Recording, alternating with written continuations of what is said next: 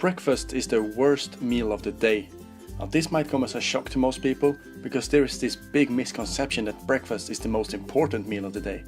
It is not the most important meal, but far from it. If you want to live longer while looking younger, have less body fat and reduce the risk of cancer along with many other diseases, breakfast is the worst meal of the day. Now I will explain what I mean by that, but first... Hey man, are you gonna subscribe to Prime? I'm rolling. I'm a big fan of implementing easy steps to get huge results, and that's exactly what you will get using this approach. It is called intermittent fasting. Research on intermittent fasting started as early as before the Second World War, where they tested it on rats, but it has never really been popularized until very recently. And their research proved that rats increased their lifespan significantly and were less likely to develop cancer. They also found that rats brought up on intermittent fasting grew perfectly and had less body fat than other rats. But why has these impressive discoveries never been endorsed to society earlier? One reason is simply because the media and big corporation doesn't want you to know this. Intermittent fasting doesn't cost a thing, and corporations find it hard to make money from it. If the food industry endorsed intermittent fasting, it might as well run out of business.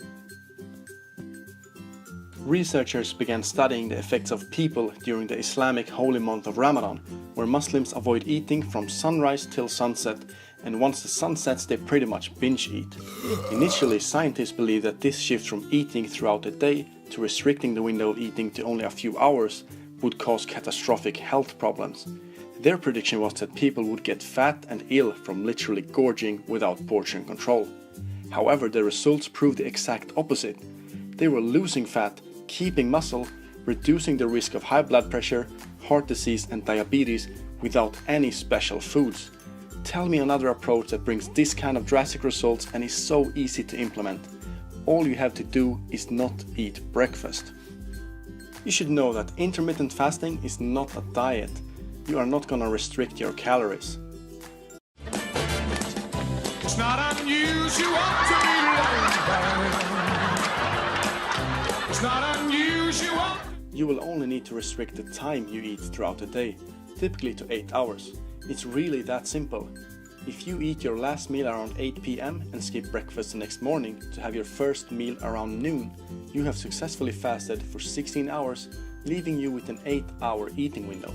And within this 8-hour eating window, you should aim for 2 to 3 meals. But what about 6 small meals a day? You gotta keep metabolism high and avoid starvation mode. 6 small meals a day. If you eat 2,000 calories within 6 small meals compared to eating one huge meal of 2,000 calories, you will still burn the same 2,000 calories.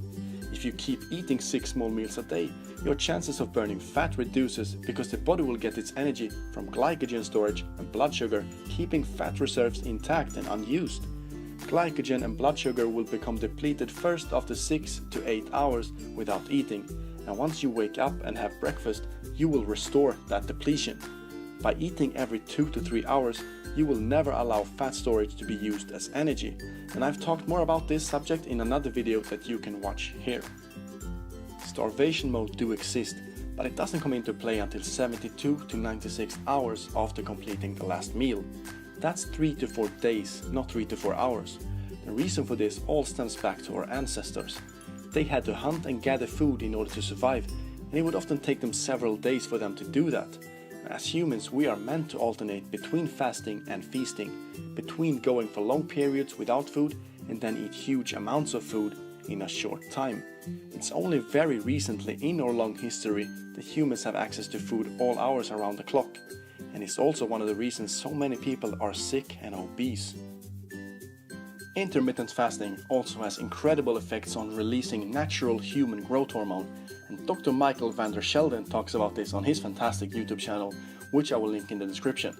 Human growth hormone, also known as the fitness hormone, is responsible for a number of health benefits such as fat loss, muscle growth, longevity, anti-aging, healing, cell repair amongst others.